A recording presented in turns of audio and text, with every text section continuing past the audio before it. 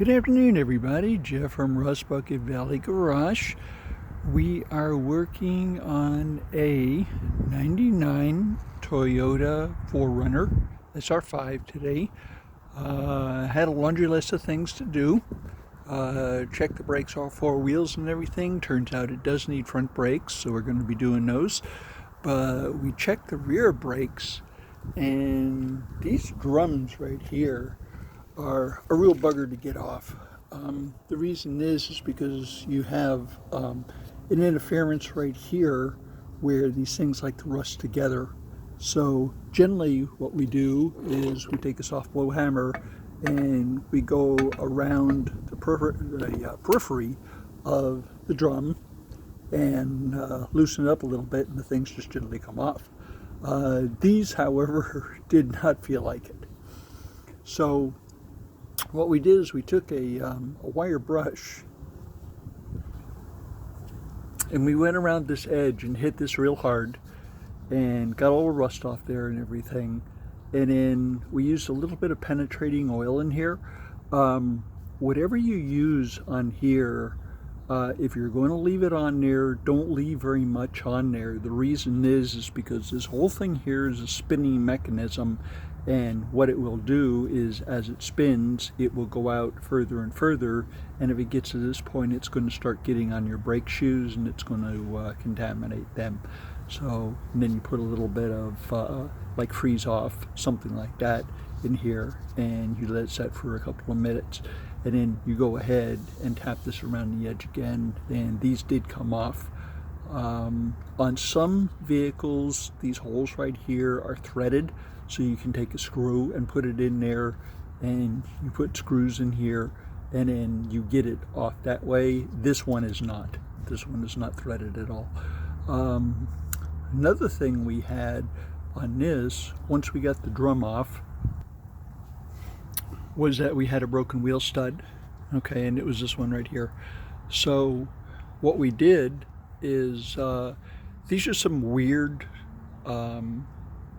wheel studs. Seems the ones if you take and go to Toyota and you go ahead and you get these things, these are $43.96. $43.96 a copy, and we didn't really think that was a fair price. So we went on our favorite place, and we have in our possession a brand new wheel stud, which we on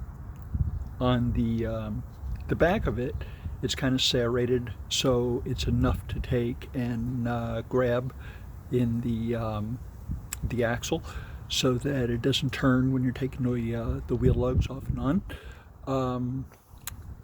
So we went ahead and we poked this in from the back after punching the one out. We just took a drift and we drove it in. We take the piece out, cleaned it up and everything. We blew all this off, and then went ahead and poked this in from the back and made sure it sort of kind of stayed in there. And then we put the drum back on. So once we got the drum back on, okay, this stud is not set.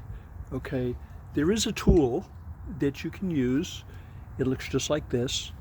Okay, it's got a little bearing on the inside here, and what you can do is you can put that on there, and then you use one of the regular lug nuts, which we had to replace one of them anyway because it was missing, and you go ahead and you screw this in here and use an impact wrench, and then it pulls the stud in. However, there is an interference right here between the tool and this. So it turns out that these lug nuts are really deep. Okay, so what we did is we went ahead and we screwed that on all the way, and then it went all the way up, and it was enough to take and pull this this wheel stud into position, you know, irregardless of this this little lip that was hanging over here. So that's how we got the drum off, and everything was fine in there. We replaced the wheel stud.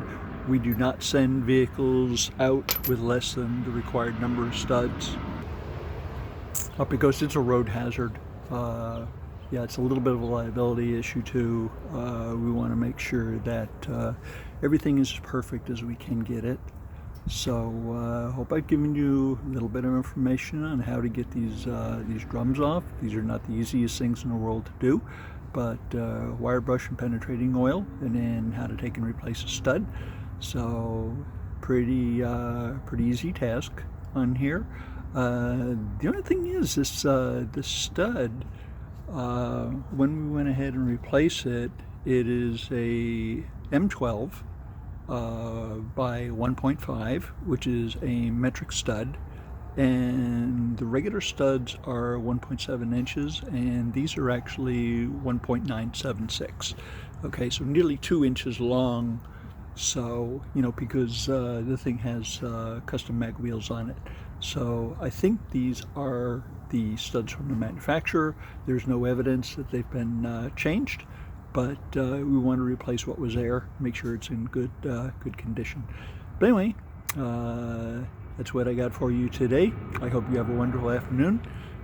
Please hit the notification button. You'll find out when we do something new.